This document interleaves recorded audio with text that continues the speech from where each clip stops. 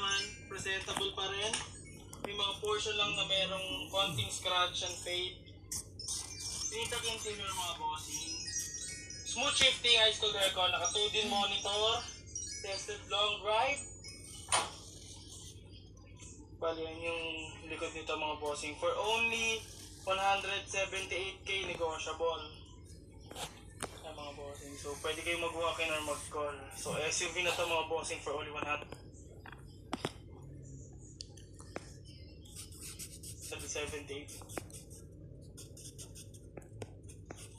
So mga bossing, bali meron tayong Suzuki minivan dito.